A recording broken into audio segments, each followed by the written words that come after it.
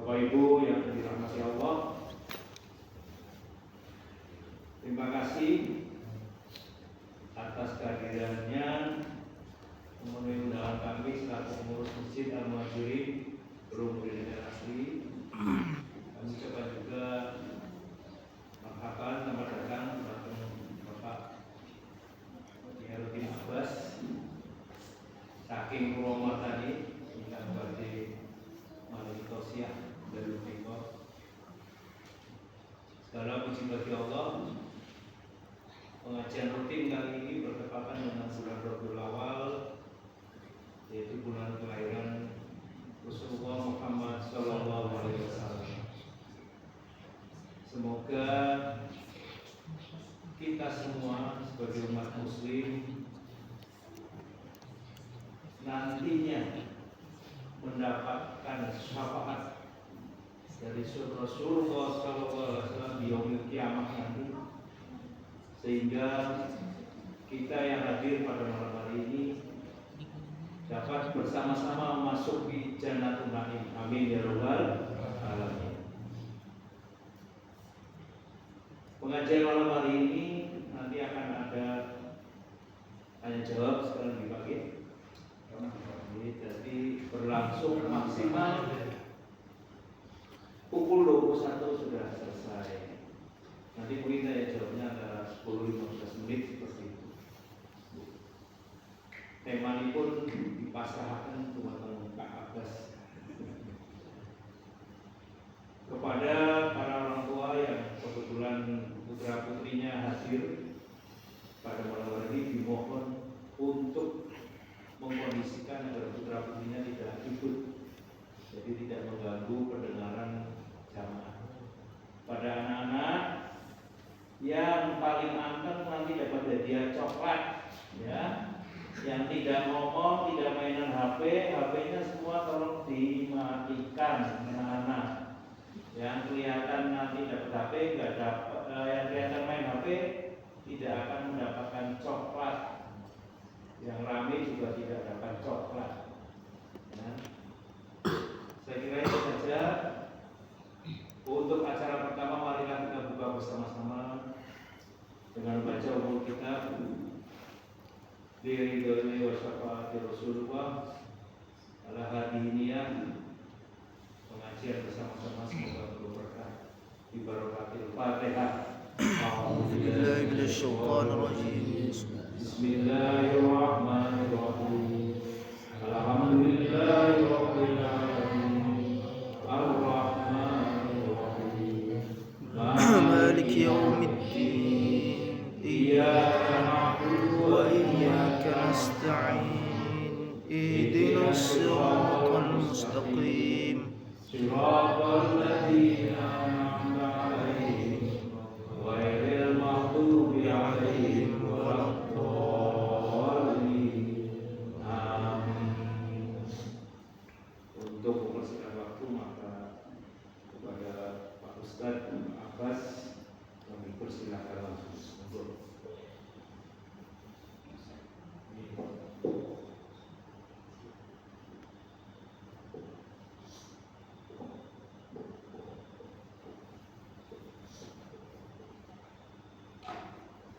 Assalamualaikum warahmatullahi wabarakatuh. Waalaikumsalam warahmatullahi wabarakatuh. Innal hamdalillah, alhamdulillah hamdan katsiran kama amar. Nahmaduhu wa nasta'inuhu wa nastaghfiruh wa na'udzu billahi min shururi anfusina wa min sayyiati a'malina. Man yahdihillahu fala mudilla lahu wa man yudlil fala hadiya lahu.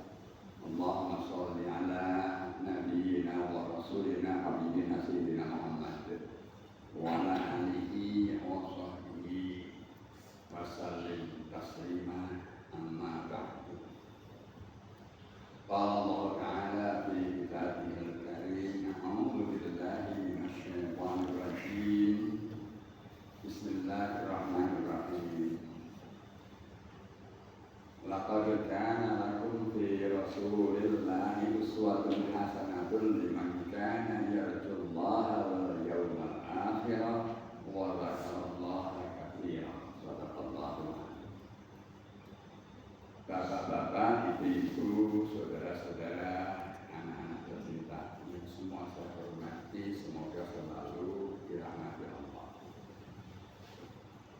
Yang pertama,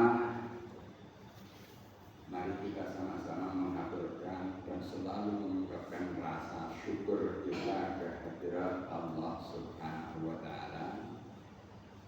Kita syukuri segala anugerah Allah yang tidak henti-hentinya dicurahkan, diberikan kepada kita dalam segala bentuk dan wujudnya.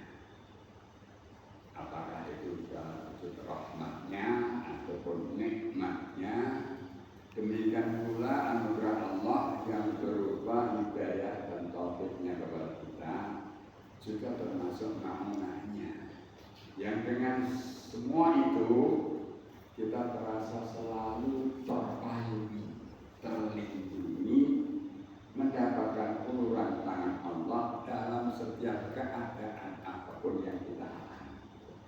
Dan kita selalu memohon semoga anugerah Allah tersebut tidak terhenti hanya dalam kehidupan kita di dunia ini saja.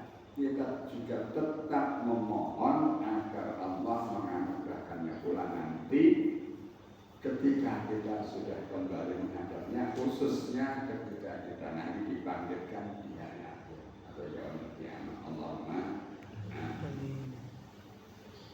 Juga dalam rangka bersyukur kehadirat Allah Subhanahu wa Ta'ala, kita mengaturkan sholawat dan salam kepada Nabi kita, yaitu Nabi Muhammad Sallallahu Alaihi Wasallam, beserta seluruh keluarganya, para putra-putra dan dzurriyyahnya, juga kepada para sahabat-sahabat serta umatnya sampai akhir zaman. Sekedar untuk memperkenalkan diri terlebih dahulu, tadi sudah disebutkan namanya, Pak Yusuf Iskandar. Kalau pertama kali mungkin bertemu panggil, tapi dari WA sudah. Kalau Pak Diti sudah tiga kali ketemu di insya Allah panggil. Saya oleh orang tua saya diberi terdengar atau nama Khiyaruddin Abbas. Khiyar itu artinya apa? Biasanya orang bertanya kalau nama itu kalau terutama dari bahasa Arab kan Bemairo, ini artinya apa kan gitu. Ada Zainuddin misalnya, Zaid biasa, Adin aku, ada Saifuddin, Saifu pedang, Din aku. Nah khiyar itu apa? Khiyar itu baru terima khair. Nah khair itu maksudnya, nah khiyar itu sama ya. Jadi banyak kebaikan.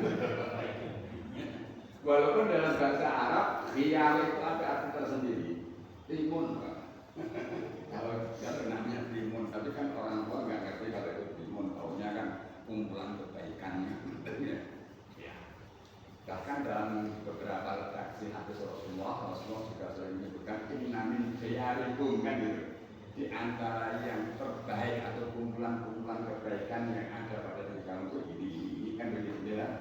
Dalam hadis seringkali juga disebutkan seperti itu. Nah, nampaknya orang tua saya khususnya bapak saya itu mungkin mengambil dari itu karena dulu belajarnya di sekolah Mu'alim Solo Pak.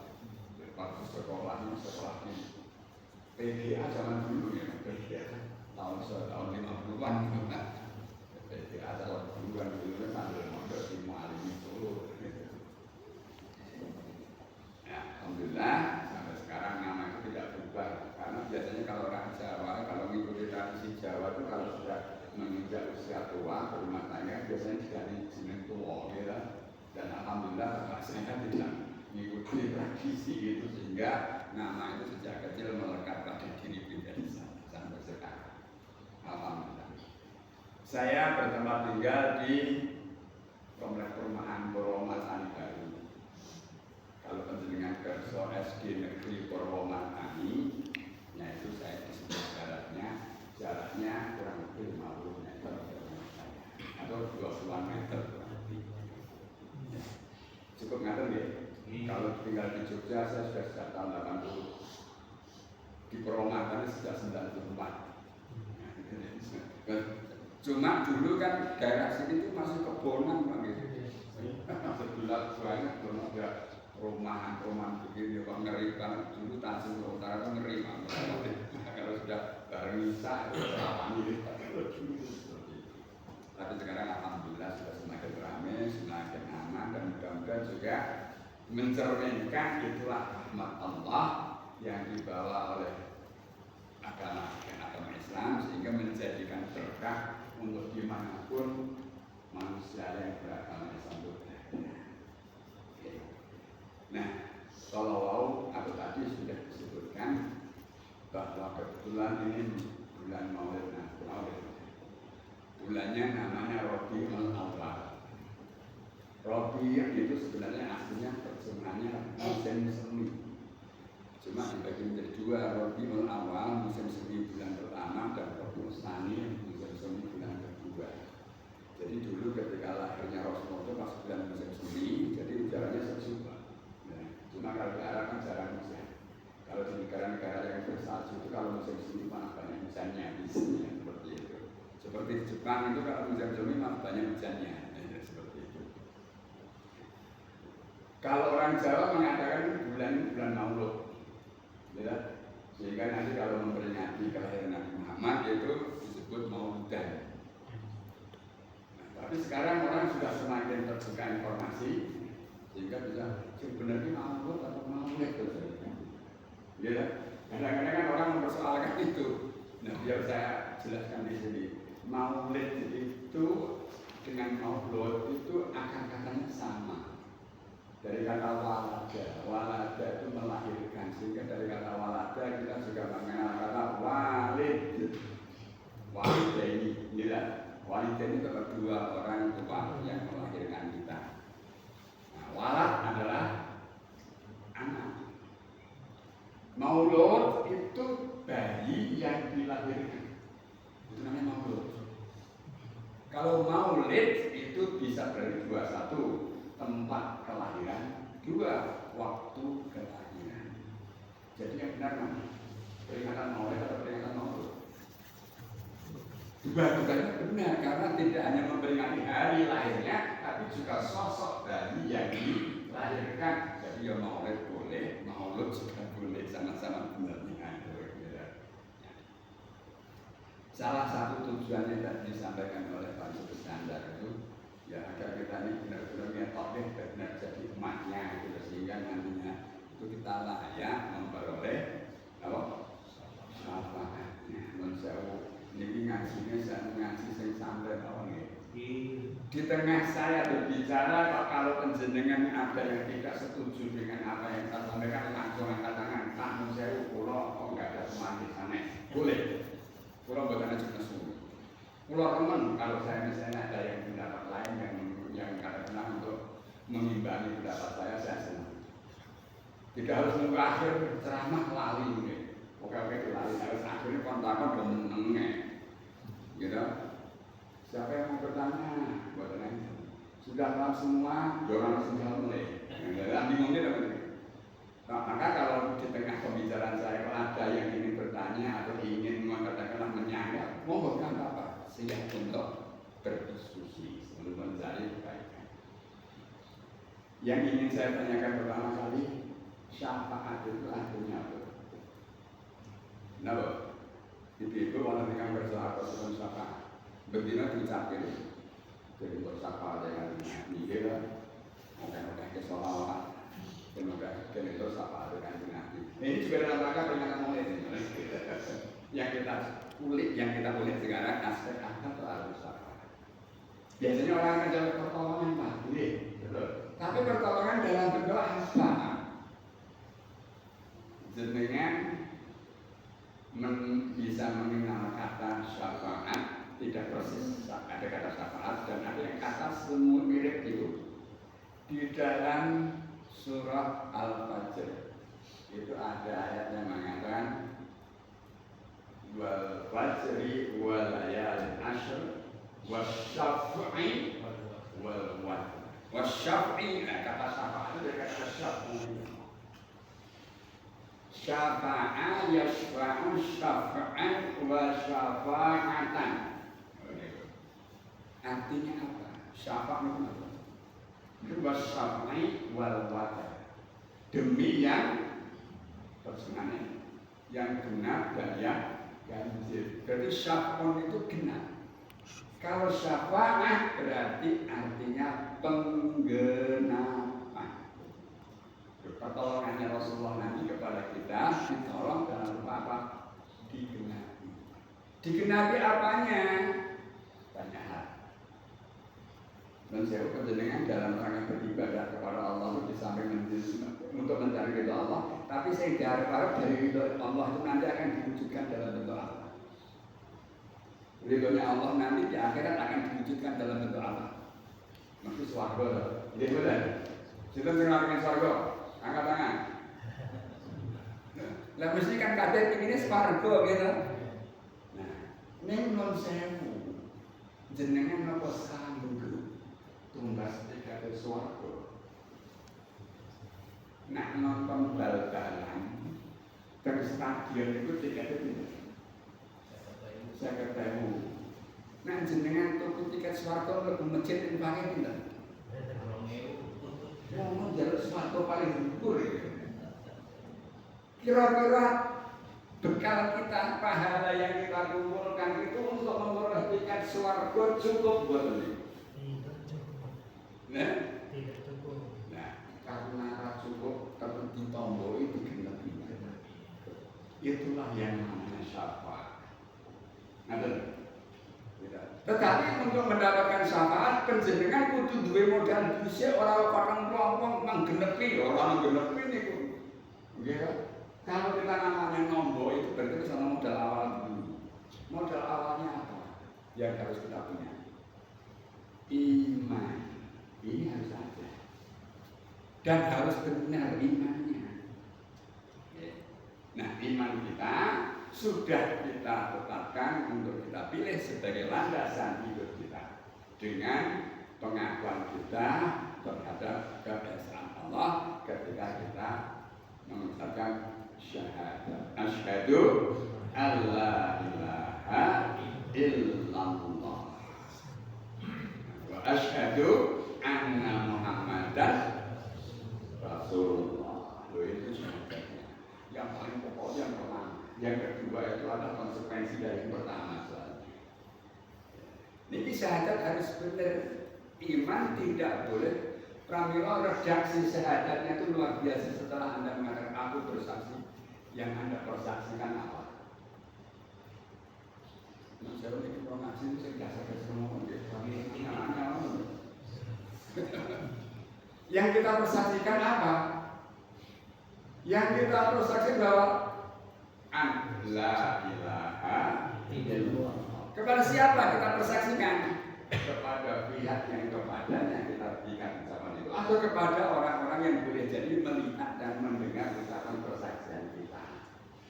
Maka itu semuanya nanti menjadi saksi ketika jenengan mengatakan asyhadu an la ilaha illallah wa dalalah iki ana ibu ana kayu ana watu, semua nanti jadi saksi.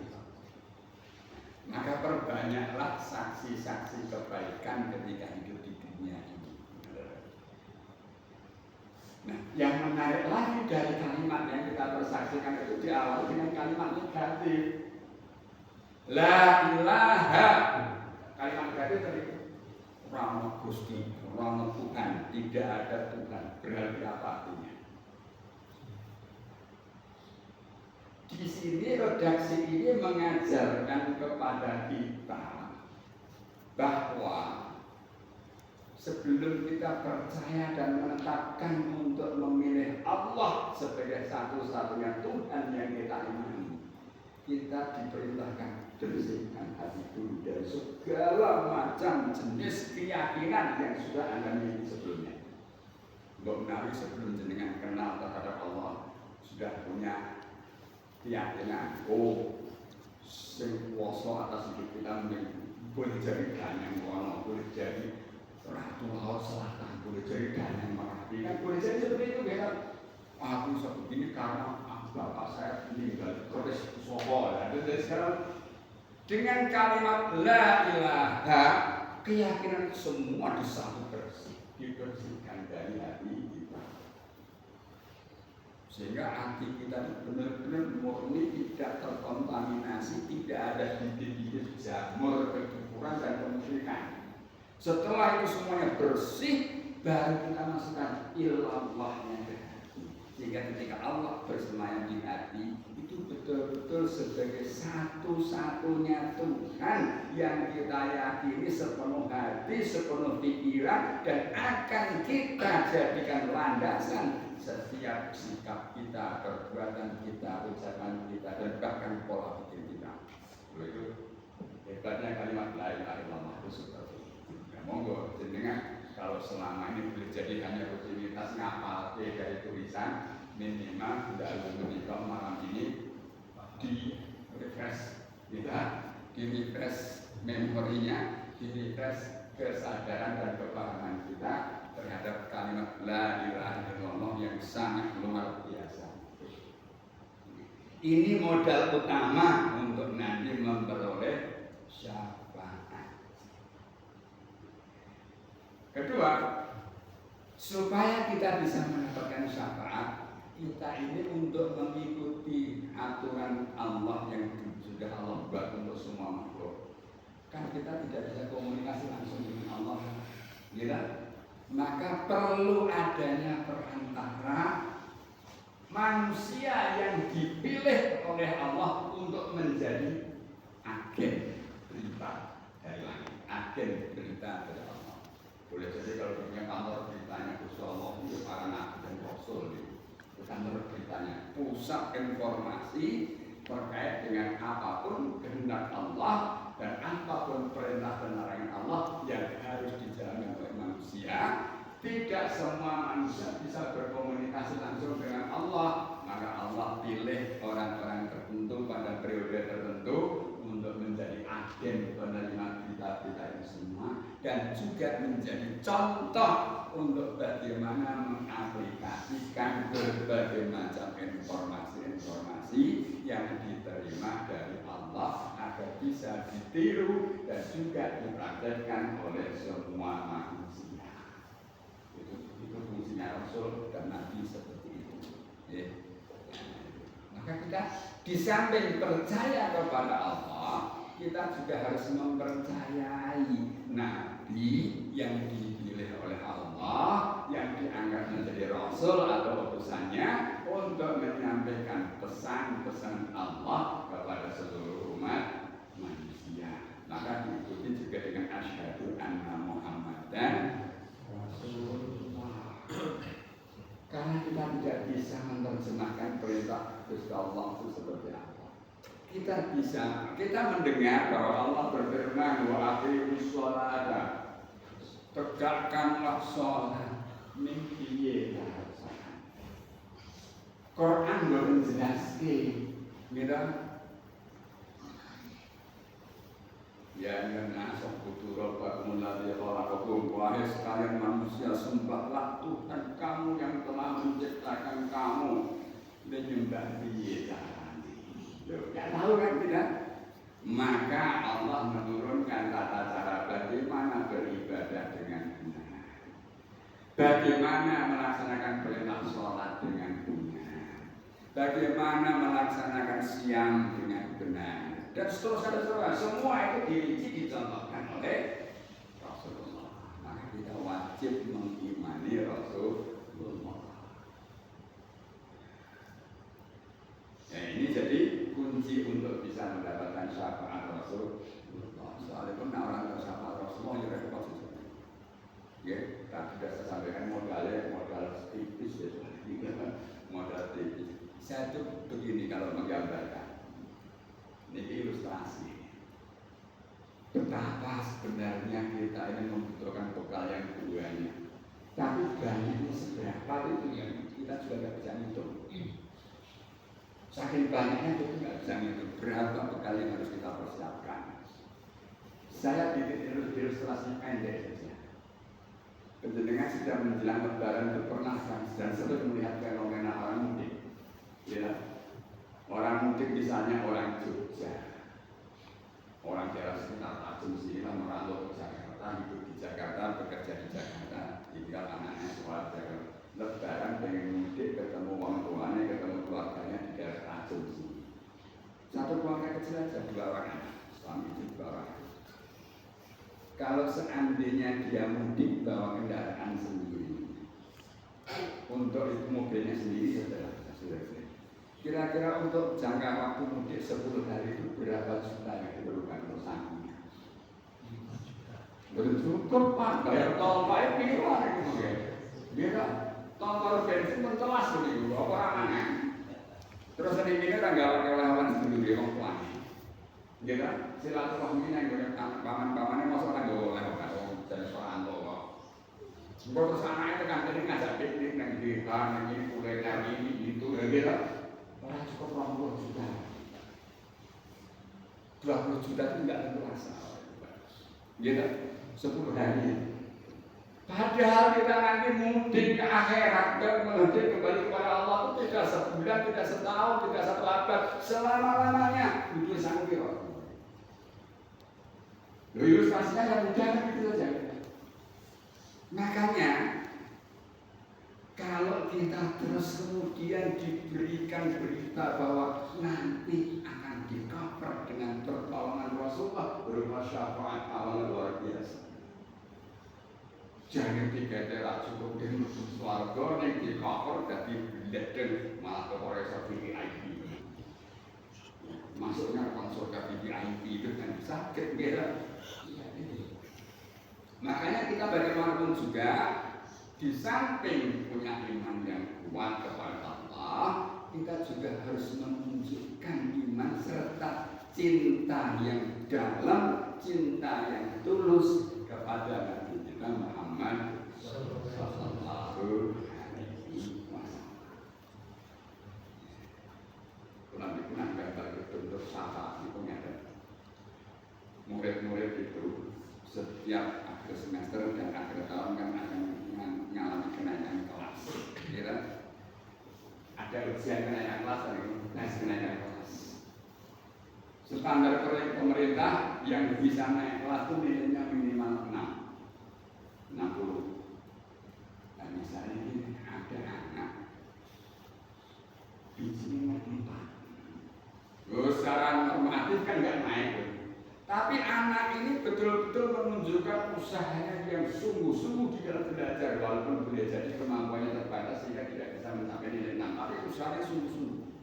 Dan dia sangat mencintai setiap pelajaran yang diajarkan gurunya. Juga dia perilakunya kepada gurunya, kepada yang lain-lain itu sangat baik. Kira-kira gurunya sakit betul. Mas, kita tambahin Allah itu nah itu masyarakat itu seperti itu. Nah penjenengan makanya jenengan ibadah sholat jenengan non sewu, kurang berarti jauh wajah-wajah kenal barang ini emang khusus ya. Jenengan sholat fardu, sholat isya kalau katakanlah 6 menit, 5 menit sholat.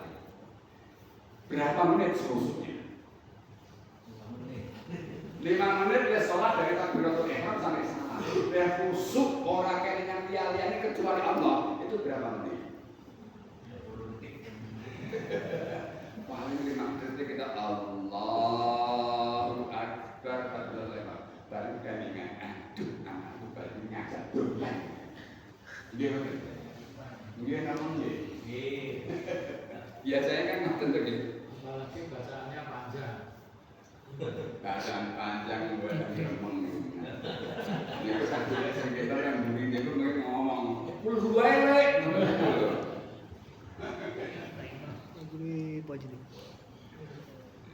Bacaan dawa sithik wis imam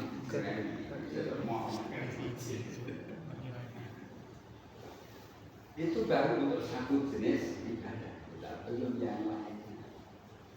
Masa misalnya kita ini seringkali mengandalkan, seringkali meminta kepada Allah, dengan dijaluk, dikasih, tapi juga disuruh memberi. Kita nyuwun dikasih. Ini juga pesan kayak orang, lengan kayak jaluk, kayak isi dia biasanya. Dia betul. Iya, kayak tadi infak masjid tanda-tanda yang bulan subuh yang bulan ada jamaah sejak subuh ada infak subuh. Setiap infak subuh itu rata-rata yang banyak itu 5 ribuan, ya ada 2 ribuan, ada 10 ribu itu ngatur hari Jumat 1-2. Tapi kalau tidak hari Jumat, rata-rata orang itu 5.000. Malah kepala ada yang error. Tapi alhamdulillah sudah infak itu alhamdulillah. Itu kan kita tetap pengen surga. Ya memang begini. Saya pernah menceritakan begini, itu ada salah seorang jamaah ini jenengan satunya takon Ustaz takwa lagi takwa Ustaz. Tapi nanti kan orang itu masuk surga kan bukan karena amalnya. Gimana? Orang masuk surga itu bukan karena amalnya. Dulu Rasulullah bersabda, tidak seorang pun dimasukkan ke dalam surga karena amalnya. Sehingga sahabat-sahabat termasuk engkau ya Rasulullah. Iya, aku pun juga tidak dimasukkan ke surga karena amalku. Ini kalau mau mandek mereka, nak mandek mereka jangan begitu. Orang percaya Nabi Muhammad orang lebih suatu macam ini.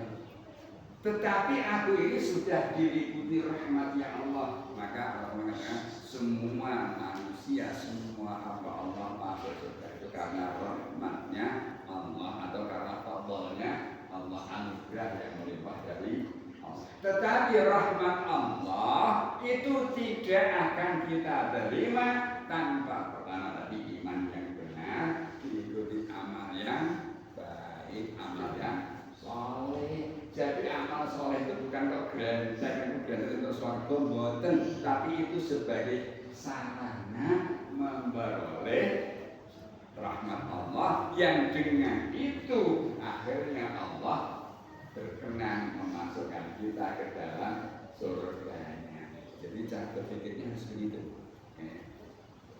Bukan kok amal soleh, belajar sesuatu. Nah masalah ngamal soleh itu resikonya hilang banyak. Bukan hanya hilang nanti di akhirat, di dunia saja bisa hilang. Catatan pahala yang kita buat di dunia itu resiko hilang banyak. Salah satunya yang menyebabkan hilang di pahala dunia. Rencana itu boleh pahala orang catatan hasad. Iya tumbal hasada, fa'inna hasada yakulul hasanat, karena takulun naru al-hatab. Dari dalam hadis Sahih Muslim itu. Jauhilah sifat hasud, dengki, karena dengki itu bisa membakar, menghanguskan pahala kebaikan kamu. Seperti api yang menghanguskan kayu bakar. Itu di dunia. Kamu kalau sifat hasud itu atas segadah. Tonggone ibu iso tuku mobil anyar itu sing panas. Jawabane. Oh mereka sing tuku mobil anyar itu kanca tunggal kerja seangkatan ngoten. Kan mesti macam-macam ya. Kan mesti balane kae proyek kae mesti markup kae mesti. Kasut kan sakit ngawang ngoten niku gitu. Wong nek dalam saiki ora kali di foto-foto pas-pasan kaya orang ngerti video wae maksud kebebasan. Ini hasil. Nah itu hal yang kita. Nanti di akhirat juga sama, bisa pahala yang kita bawa penuh sepenuh gunung, dua gunung, tapi terberikan baik. Kenapa? Karena dia pernah menzalimi seseorang ketika itu di dunia dan tidak pernah minta kehalalan atau tidak pernah minta ampun kepada orang yang dizaliminya ketika di dunia. Sehingga apa?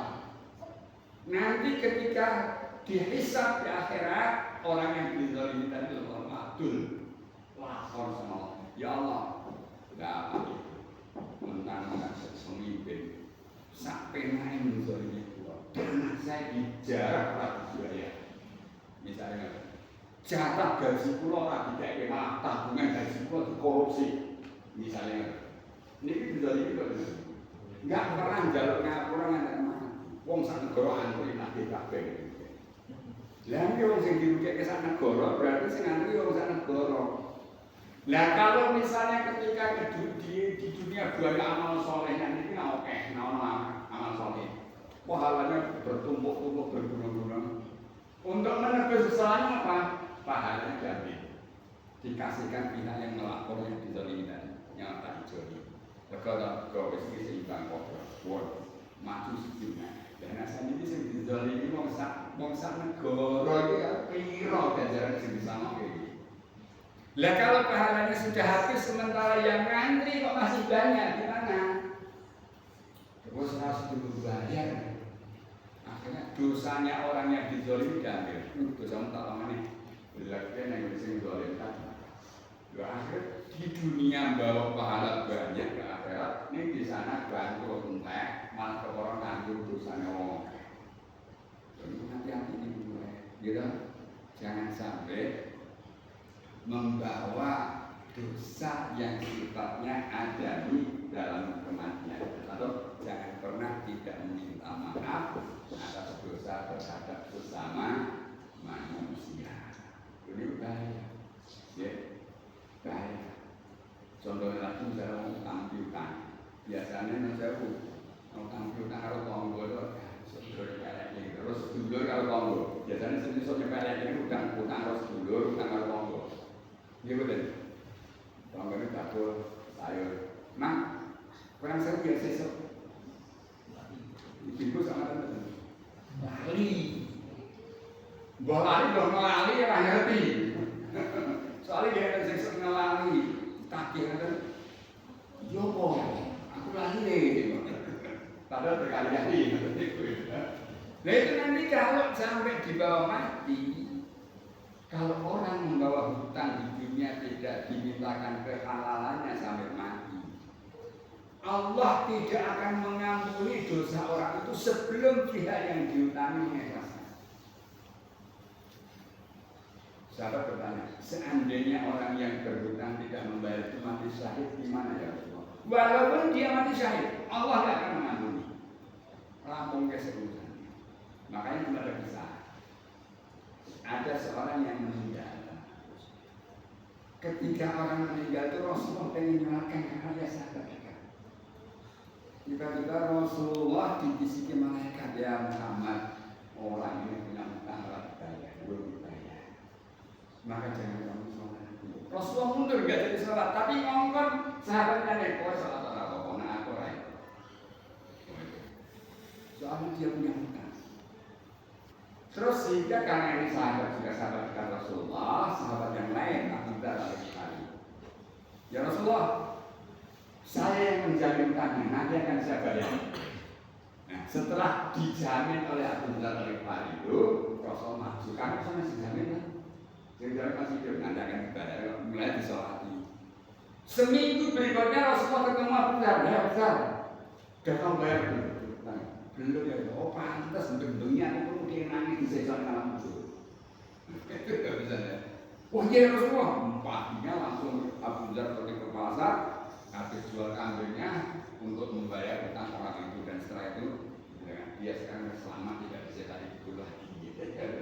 Itu masalah utang piutang, itu yang bisa menghapus berbagai macam pahala yang kita lakukan di dunia kalau kita hati-hati. Maka betul-betul kita ini harus senantiasa merendahkan diri kita di hadapan Allah untuk selalu meminta rahmat Allah, belas kasih Allah, meminta kemurahan Allah dalam bentuk ampunan Allah atas dosa-dosa kita. Kalau dosa kita itu kepada sesama manusia, semoga Allah menggunakan hati orang-orang itu untuk juga memberikan maaf kepada kita. Nah, itu yang selalu kita mintakan. Maka kalau manusia, kalau penjenengan kok ketemu konsep kayak angel, dengan kemauan, dengan apa ya Allah, gunakanlah hatinya sehingga ia bisa berbuat baik kepada tetangga kanannya, kepada sesamanya. Doakan saja. Ya, nanti kita nggak orang yang lain yang bisa ngurusin nanti dosa Allah. Dengan cara didoakan. Nah, ini masalah sapaan. Walaupun berarti wonten yang kamu berdosa boten. Bisa juga masuk ke topik berikutnya. Ada yang bertanya boten Bu, Pak. Boten, berarti mungkin yang bisa berikutnya apa ini. Yang kedua, Rasulullah Sallallahu Siapa nanti yang akan memperoleh syafaatmu ya Rasulullah? Umatku yang paling dekat denganku dan akan memperoleh syafaat yang besar dariku adalah orang yang paling banyak bersolawat kepadaku. Terus kuncinya salah satu wujud atau salah satu cara mewujudkan cinta kita kepada Nabi Muhammad SAW adalah dengan memperbanyak sholawat. Pertanyaannya, sholawat itu sebenarnya apa? Sinten sing bersama pelakon sinten sholawat. Jadi ngaji ini sebenarnya ngaji bahasa ini. Sholawat ini semestinya enten sing bersenangan pujian, enten sing ngendikake doa. Gila, ini kiamat bener ini belum tepat. Ada benarnya tapi belum tepat 100%. Karena begini, wonten ing surah Al-Ahzab ayat 56, ayat 56 surah Al-Ahzab Allah berfirman, A'udzubillahi minasyaitonir rajim, innallaha wa malaikatahu yusholluna 'alan nabi ya ayyuhalladzina amanu shollu 'alaihi wa sallimu taslima. Sesungguhnya Allah beserta malaikatnya bersolawat kepada Nabi. Maka wahai sekalian orang beriman, ya ayyuhalladzina amanu shollu alaihi, bersolawatlah kamu terhadapnya, terhadap Nabi, wasallimu, dan juga ucapkanlah salam dengan ucapan dan perbuatan salam yang sungguh-sungguh. Dan terus kira-kira nak penjenengan bersolawat kepada Nabi, ucapannya berikut. Allahumma sholli ala Muhammad. Nak bersolawat sing bersolawat berikut.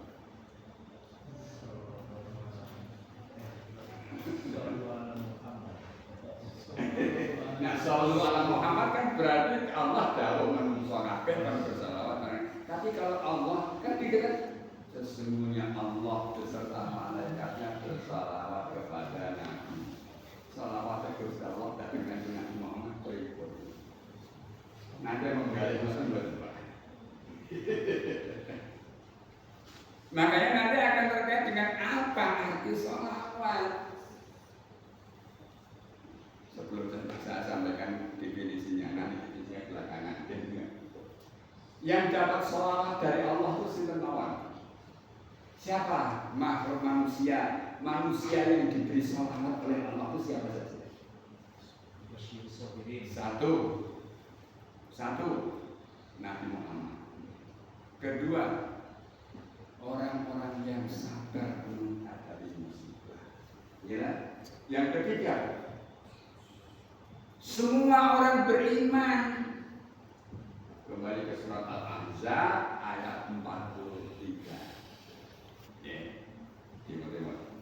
Tadi kan Al-Ahzab 56, ini Al-Ahzab 43.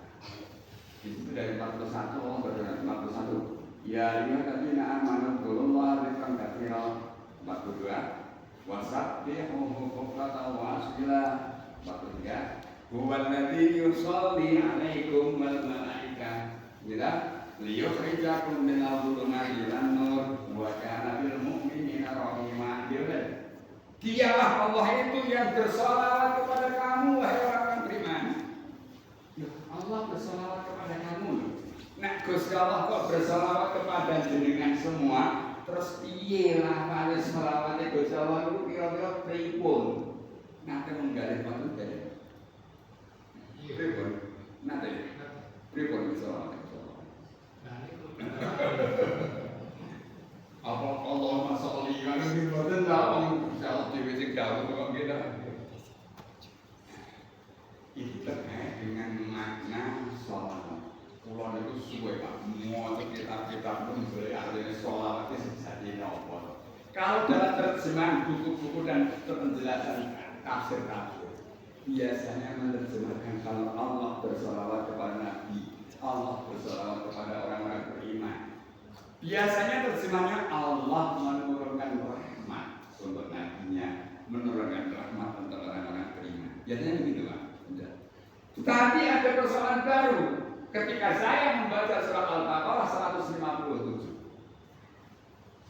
Ya, wa basyir sabirin alladzina idza asabatum musibatun qalu inna lillahi wa inna ilaihi ulaika alaihim shalawatun mir rabbihim rahmah salawat itu. Ya berarti kan kalau Allah menurunkan rahmat kan tidak sama dengan salawat. Terus salawatnya tidak ngomong. Dia harus juga. Alhamdulillah ketemu kitab tafsirnya Imam Qurtubi.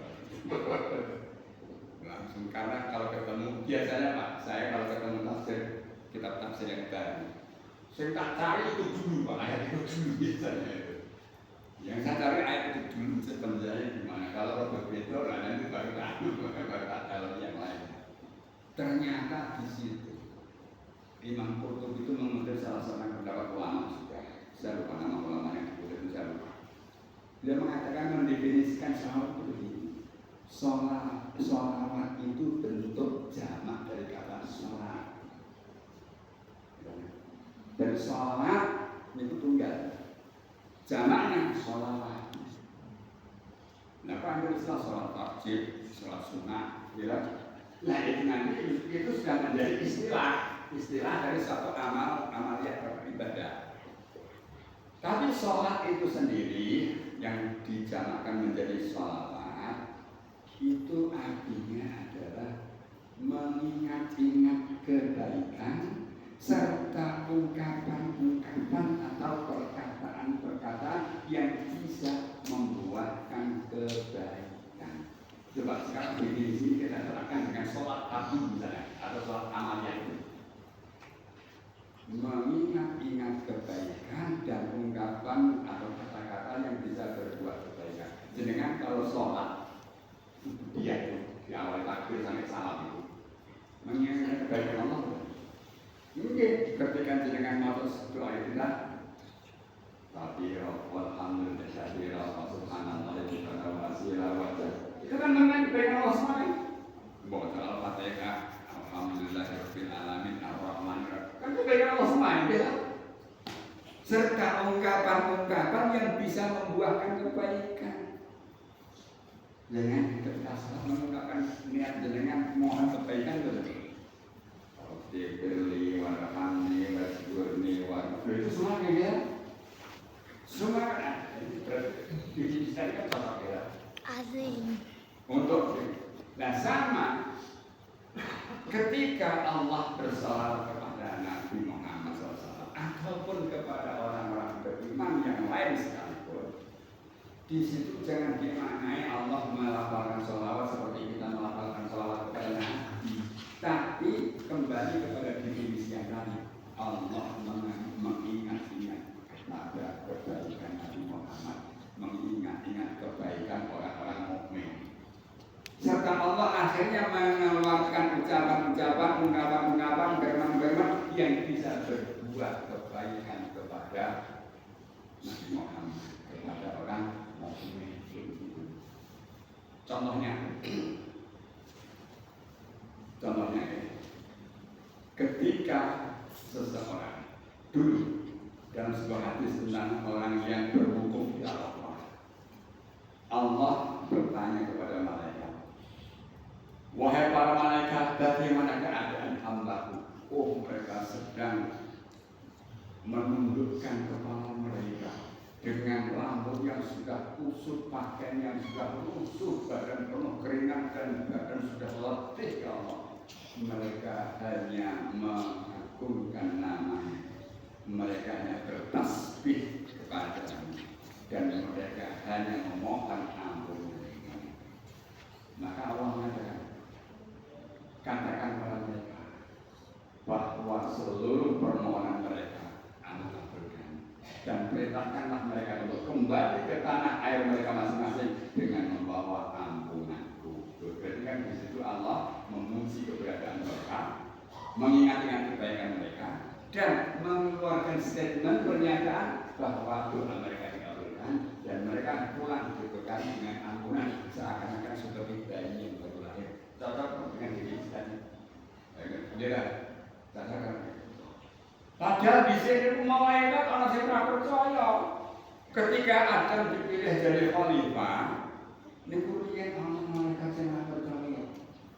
Wah Tuhan, kenapa menciptakan manusia kok jadi khalifah? Paling-paling bisa merusak. Hutan dibagati, ditambang dintek-entek, tidur di korupsi di kali dewi, gitu kan? Ini berhenti kalau itu soal ini alam mana ta'lamun. Aku bersama ini banane kowe kan.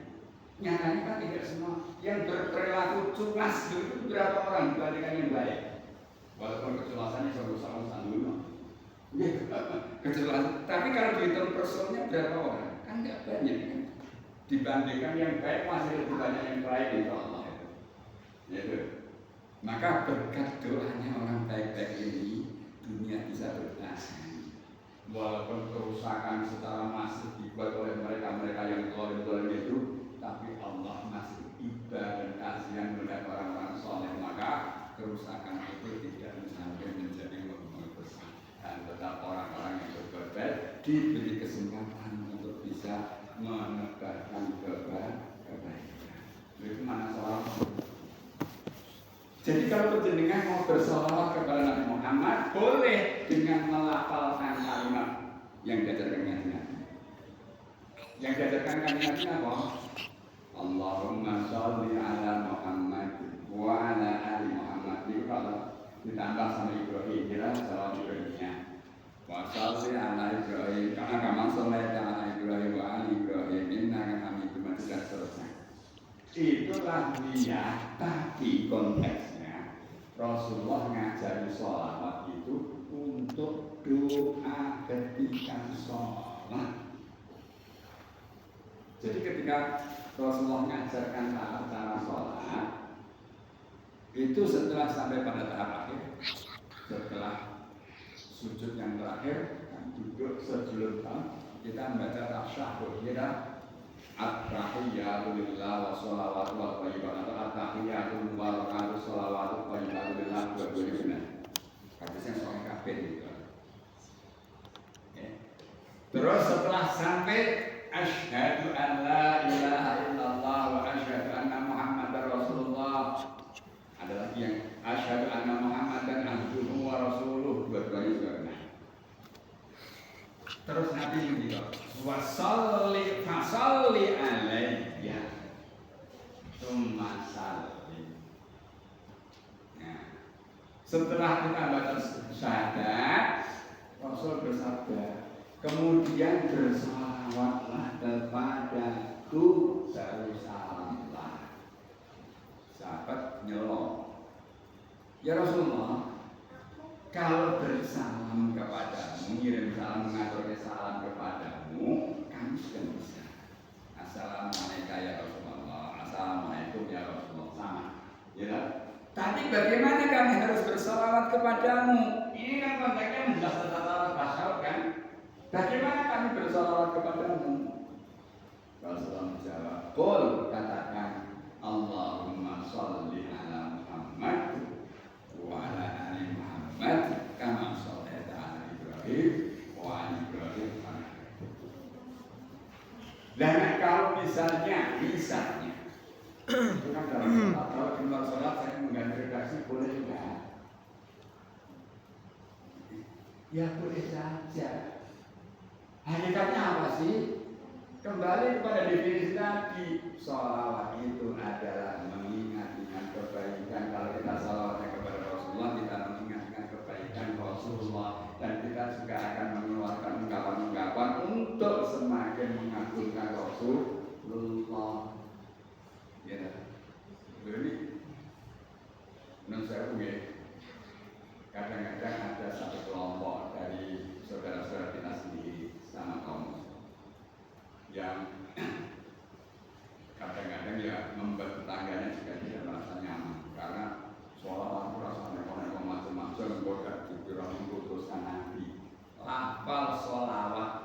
yang diajarkan oleh Rasulullah itu sudah membatasi tidak akan mengkultuskan. Bagaimana akan mengkultuskan kalimat aja Allahumma sholli. Ya Allah, kita yang minta kepada Allah, sholli, limpahkanlah sholawatmu atau berikanlah ingatan-ingatan yang baik atau sebutkanlah kebaikan-kebaikan yang dimintakan Allah. Yang dimintakan Allah untuk Nabi Muhammad berarti Nabi kan tidak dikultuskan lah, wong dijaluk. Ini maka bagaimana jika redaksi sholawat itu secara otomatis sudah membatasi orang beriman selamanya dengan ucapan sholawat seperti itu tidak akan pernah mengkultuskan Nabi Muhammad SAW. Kemudian yang kedua, boleh jadi dengan pernah mendengar ucapan-ucapan dari luar sana yang mengatakan, loh, nabimu belum jelas lebih suatu orang, kok not, kok kamu ikuti? Karena nyatanya dia tiap hari masih minta didoakan umatnya. Nah, sholawat itu seakan-akan memintakan nabi kok boleh suatu belum terjadi masuk surga. Kita jawab dengan gampang saja. Iya, nabi kami itu sudah jelas masuk surga dengan jaminan rahmat Allah. Kita mendoakan itu bukan agar dia masuk surga, tapi menunjukkan bahwa dia itu sehebat apapun kedudukannya, dia tetap seorang hamba. Sehebat apapun, setinggi apapun derajatnya di tengah-tengah manusia sejak zaman Nabi Adam sampai hari kiamat, kayak apapun hebatnya, dia tetap hamba Allah yang tetap butuh rahmat Allah. Iya. Jadi Nabi itu selalu juga minta rahmatnya Allah. Bahkan juga mengajarkan kepada kita doa-doa seperti warhamnilah ya rahmatilah aku. Waskurni juga minta ditutup segala kelemahan kekurangannya. Warfa'ni minta ditinggikan derajatnya dan seterusnya. Nah itu berkaitan dengan masalah kita bersolawat kepada Nabi Muhammad SAW. Nah sekarang bagaimana?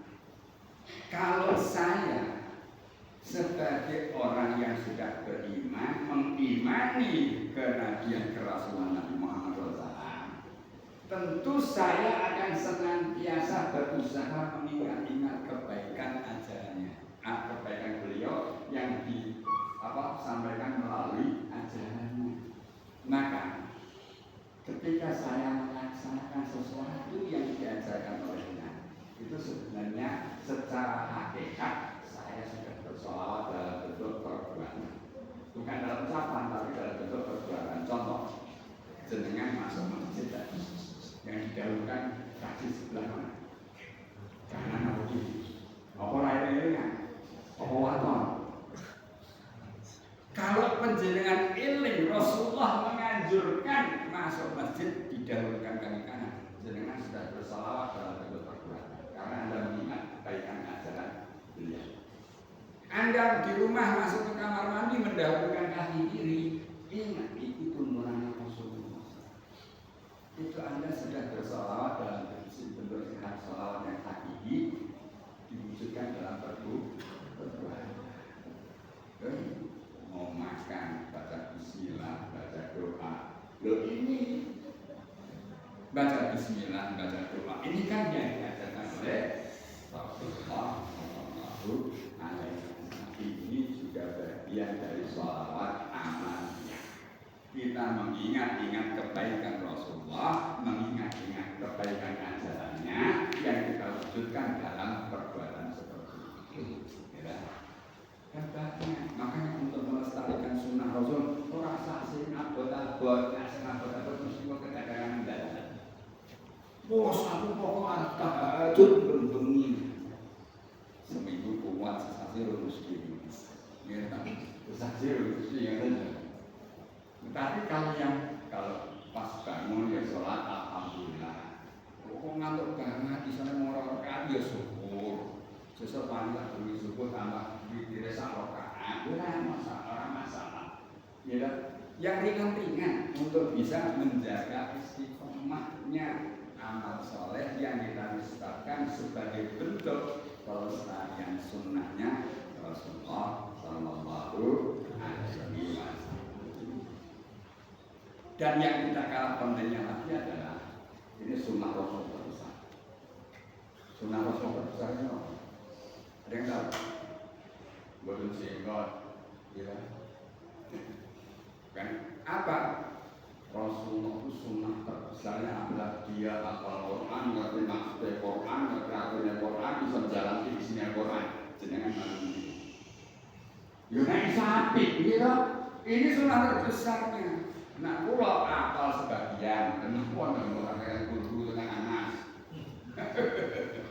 Gitu kan? Ini insya Allah kalau dibacakan Al-Quran 90% pelajaran insya Allah ngerti ya. Kalau belajar bahasa Arab itu 10 tahun loh. Alhamdulillah kalau baca Al-Quran itu motornya cepat karena ngerti ya, Pak. Gitu. Jadi ngerti ini. Nah, kalau mau salah, motor panjang pendek, terus itu kayak mati, maksudnya otomatis lah. Mau cara kata-kata salah. Tajwidnya kurang, nggak ngerti. Karena kosakata bahasa Arab itu sudah menyatu dengan bahasa sejak kecil SD misalnya bahasa Arab perguruan tinggi keluar itu kemudian ya sastra ngapal saya Arab itu. Jadi nak istilah jenengan ngotot dulu ngomong insyaallah Allah ngerti.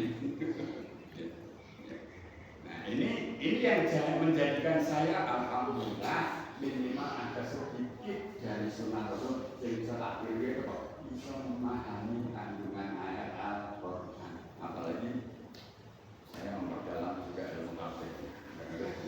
Alhamdulillah saya juga diberi kesempatan untuk memperdalam ilmu tafsir Al-Quran. Karena ada manusia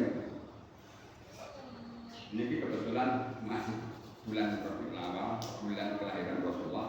Saya ingatkan juga untuk kita semuanya. Sepatus penjenengan bisa memacu diri atau kalau tidak memacu putra wayang jenengan. Kita ini harus bangga sebagai orang mukmin karena kita diwarisi mukjizat terbesar sepanjang zaman sampai hari kiamat. Itu apa? Al-Quran.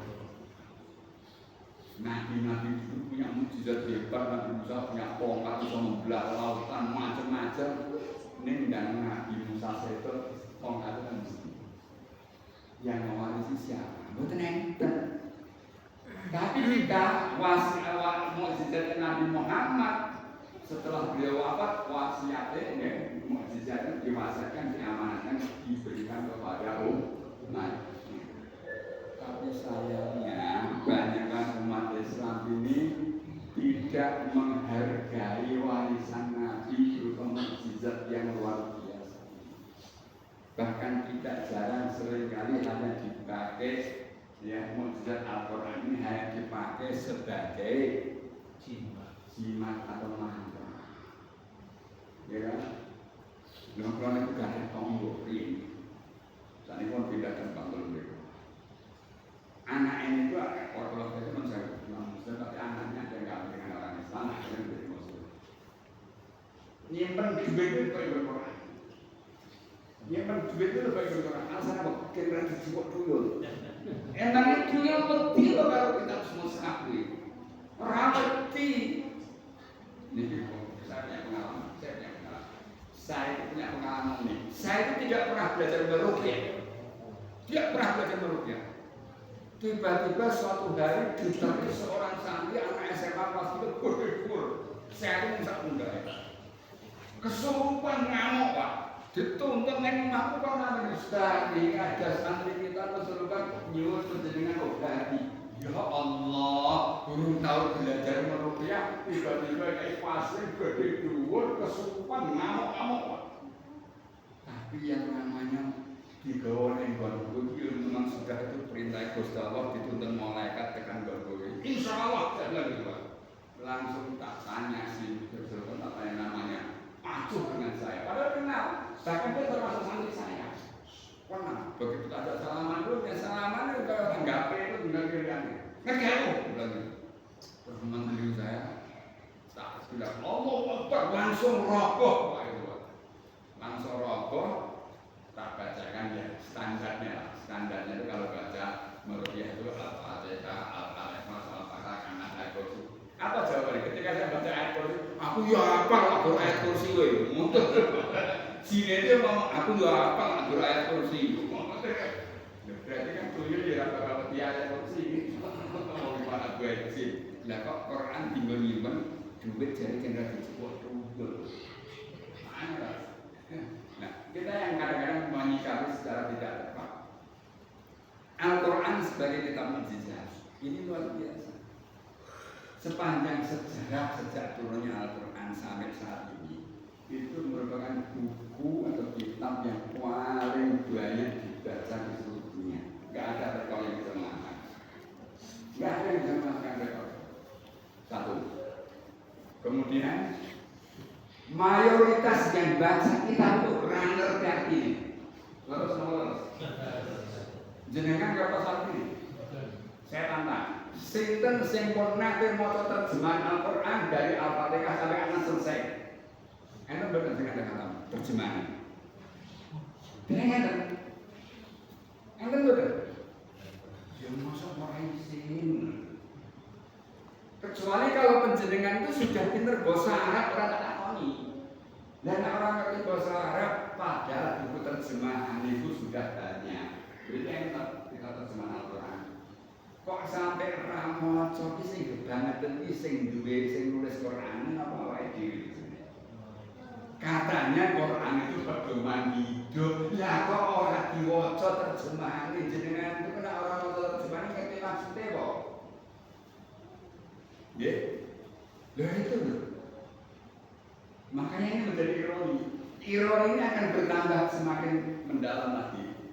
Dan saya kira-kira di Indonesia itu jumlah orang mukmin, orang muslim itu berapa orang? Kalau 80% orang itu berapa juta? 220 juta. 220 juta. Dari 220 juta itu apa kira-kira mereka itu semua bisa baca Al-Quran? Kira-kira berapa persen yang bisa baca Al-Quran? Separuh aja. Jangan kota-kota yang ada itu kan yang bisa baca. Yang kota-kota belum mesti. Gitu. Katakanlah 50% bisa baca.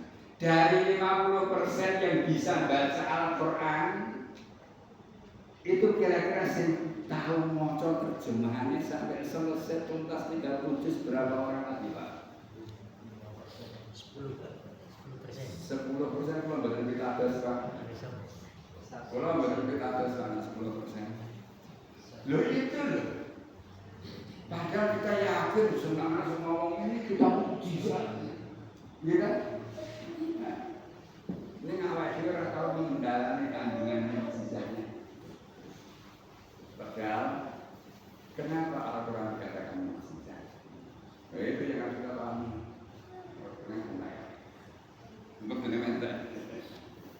Kenapa kita bangga Al-Quran disebut mukjizat itu kenapa? Satu.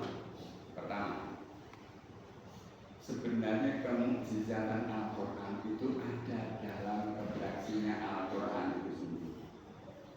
Redaksi Al-Quran itu sendiri. Apa? Pertama, pilihan kata atau diksi dan susunan kalimatnya yang sedemikian teratur, tepat, indah. Tidak ada satu kata pun yang mubalir dari Al-Quran yang sekian jumlah ayat 6.326 ayat 6.236 ayat. Satu kata pun tidak ada yang mubalir. Penjenengan kalau dalam bahasa Indonesia bapak itu bahasa apa? Abi satu lagi bukan Abi dan Walid, ya. Dengan orang tua wanita ya, gitu, dua orang Walid. Itu diterjemahkan orang tua, ayah dan ibu, kan gitu. Tapi di Indonesia tidak, dia kan nanti ditambah ayah kandung dan ayah tiri kan ada dia. Di Arab di bahasa Arab tidak, Walid itu mesti kandung. Tapi kalau Abi, Abah, Abu bisa kandung, bisa tiri, bisa angkat. Maka ketika Allah berfirman, Irqala Ibrahim li abihi Azar. Ketika Ibrahim berkata kepada abinya Azar, berarti dia gangan. Gitu loh Pak. Wis mesti otomatis ngaten. Karena kalau kandung kalau jauh satu celok jenenge mesti wong bapak yang itu wong siji orang kaya ngoten. Itu rahasianya bahasa gaya bahasa Al-Qur'an begitu. Maka mukjizat dan Al-Qur'an dari situ. Nek ngomong jauh bisa menjelaskan keindahan Al-Quran kalau audiennya bisa bahasa Arab. Nah, buatan dia aneh. Untuk bisa menikmati keindahan bahasa Al-Quran kan kudu dari bahasa Arab. Kalau tidak bisa, ya aneh. Betul lebih dan nggak berarti bahasanya keindahan bahasa. Sekarang yang kedua, bisa dikatakan mukjizat karena prediksinya tentang kegaiban khususnya tentang masa depan selalu tepat. Prediksi masa depan yang paling dekat dan disaksikan oleh Rasulullah dan para sahabatnya sendiri adalah yaitu ketika itu Al-Quran surat Al-Lahab turun. Tabbat yada abi lahabin wa tab. Ya. Kan ada saya selana ronda lahab gitu. Dia Abu Lahab nanti akan masuk neraka dengan api yang menyala-nyala. Disertai ibad mar'atuhu hamalatan atau gitu, disertai. Ketika surat ini turun, nah Abu Lahab masih hidup, masih sugeng, istrinya masih sugeng. Mendengar ayat itu istrinya ngomong, di Muhammad kurang ajar, aku jarang bener-bener wong isi urip diprediksi masuk neraka. Sementara kita tahu orang hidup itu berbagai kemungkinan bisa terjadi pada dirinya. Bolak-balik hati kan masih bisa terjadi. Tapi Al-Quran sudah mengatakan besok Abu Lahab saat ini bakal mlebu neraka. Dan ternyata betul sampai akhir hayatnya Abu Lahab dan istrinya tidak pernah bertobat dari kemusyrikan, tapi tetap memusuhi Nabi dan akhirnya mati dalam kekafirannya. Masuk neraka. Prediksi Al-Quran terdekat ini untuk masa yang akan datang. Nah itu. Jangan menengah.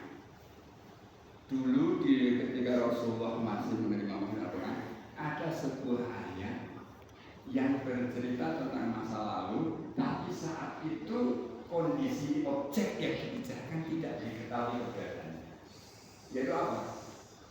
Al-Quran menceritakan tentang Fir'aun yang masih tenggelam di Laut Aqaba, Laut Merah, ujung Laut Merah atas. Dan ternyata jasadnya tidak rusak. Tetapi pada saat ayat ini turun kepada Rasulullah menyampaikan jasadnya tidak rusak. Tapi jasadnya sekarang ada di mana orang ketiga? Loh orang ketiga bisa ngandalkan itu, ya kayak roh diri.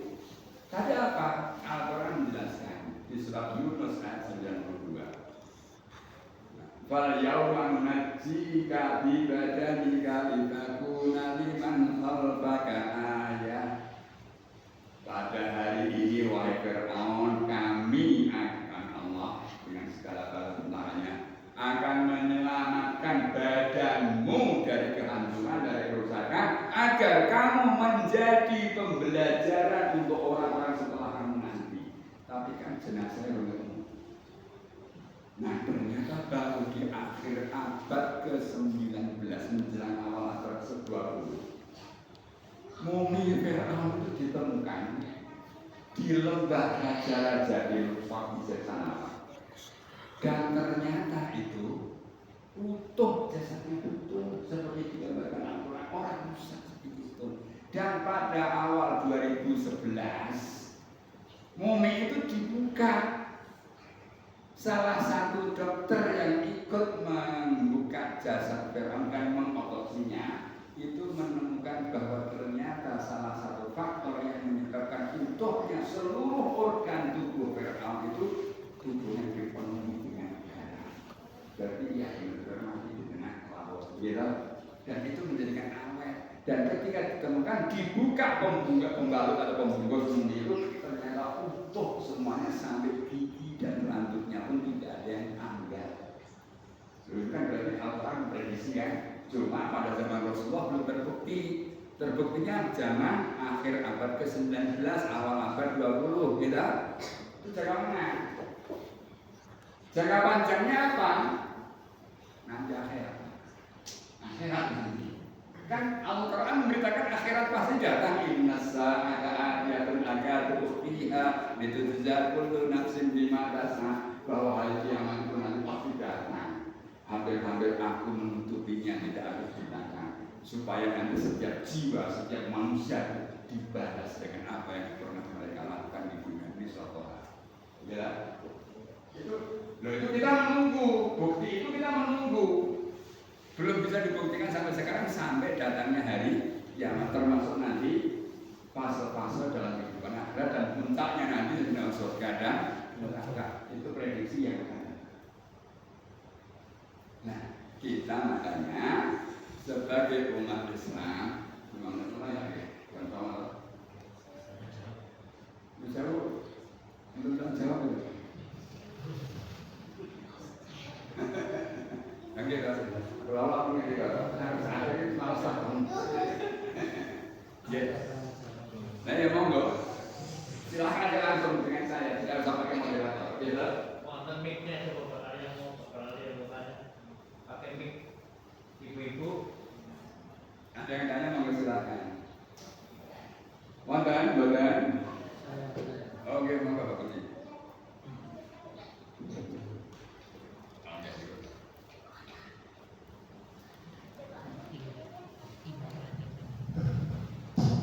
Assalamualaikum warahmatullahi wabarakatuh. Sekarang saya ingin bertanya surat Al-Hadid ayat 1. Al-Hadid 57 terjemahannya apa yang ada di langit dan di bumi bertasbih kepada Allah. Apa yang ada di langit dan di bumi bertasbih. Artinya apa Pak Ustaz? Apa yang ada di langit dan di bumi? Dia yang memperkasa dan memperkasa. Kalau apa yang di langit dan di bumi bertasbih, berarti benda-benda baik mati, batu, besi, apapun bertasbih selain itu maksudnya apa? Satu. Yang kedua, kalau tidak ada yang bertanya jangan lanjutkan. Kalau yang bertanya nih, Ada. Itu saya jawab dulu ya. Jawab dulu. Atau sekali jawab Pak.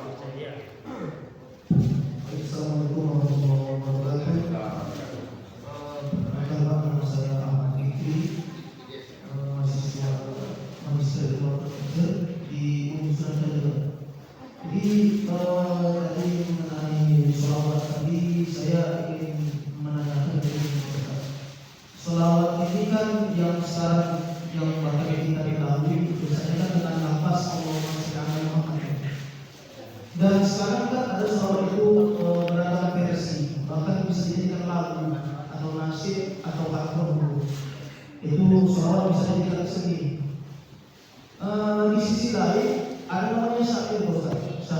Syair ini bahkan tidak bisa digunakan untuk mengagungkan Allah dan Nabi Muhammad. Jadi pertanyaan saya itu, apakah syair ini juga sama kualitas kebaikannya dengan sholawat? Kalau sholawat kan jelas kebaikannya langsung dapat gitu kita ya. Tapi kalau syair itu bagaimana? Kualitas kebaikan apakah sama dengan sholawat atau bagaimana?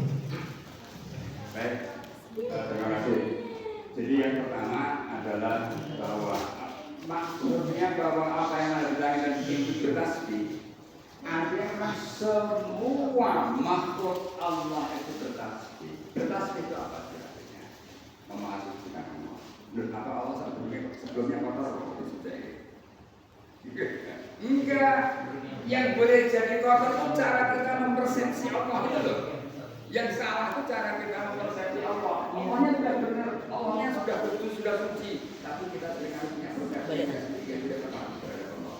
Contohnya gampang aja.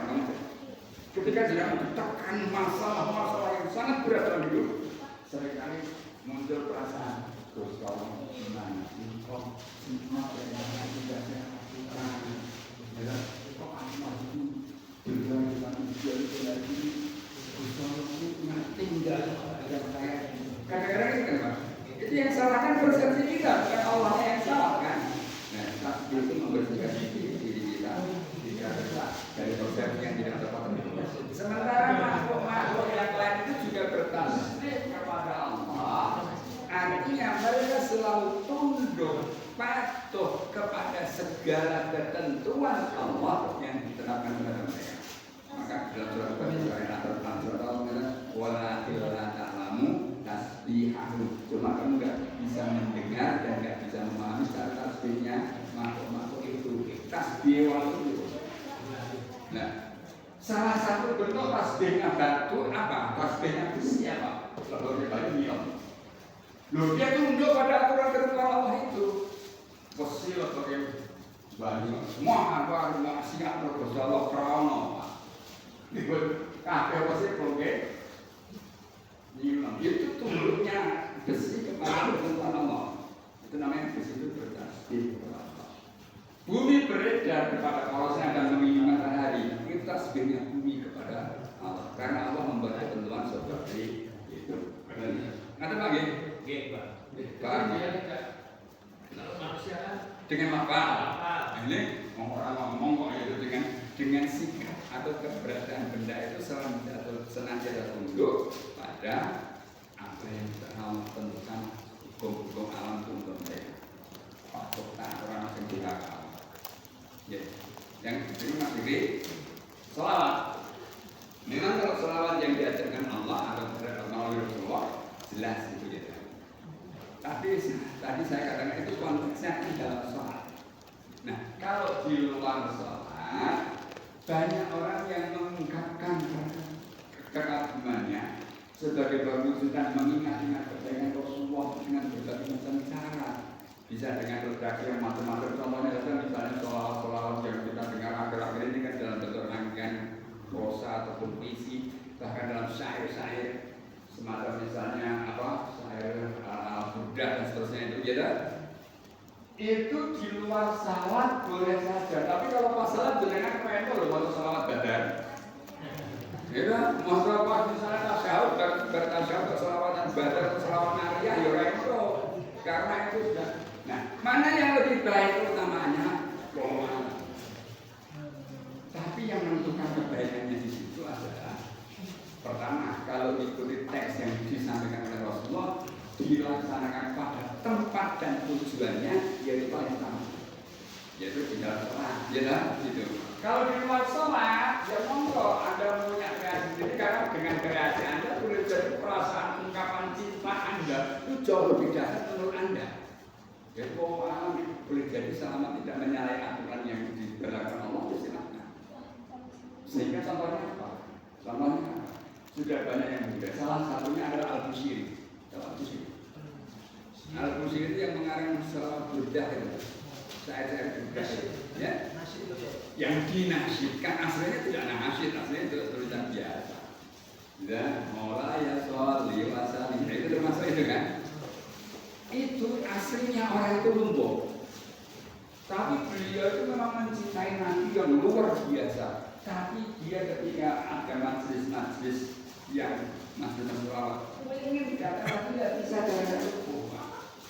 Nah, akhirnya dia menulis syair-syair untuk mengagungkan Nabi Muhammad, untuk bertaklim kepada Nabi Muhammad itu sedemikian rupa lewat visinya.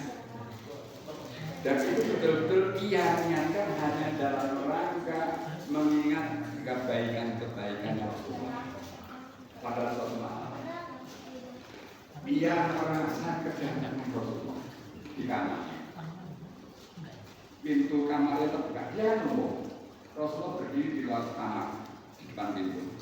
Dengan ngulung itu bahasa Indonesia apa? Menyodorkan Buddha itu jubah yang panjang. Buddha itu jubah yang panjang dari bawah, termasuk juga dengan ikat kepalanya.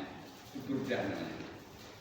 Tapi dia itu kan aslinya lumpuh. Lah, beliau dalam mimpi itu bangkit, bisa bangun, berjalan sampai keluar kamar, menerima Buddha. Ketika bangun, dicari samping tempat tidurnya di mejanya itu, Buddhanya mana, sampai dia bangun, sampai kamar itu dikelilingi. Lah, istri dan keluarganya kaget itu, kok bisa melaku?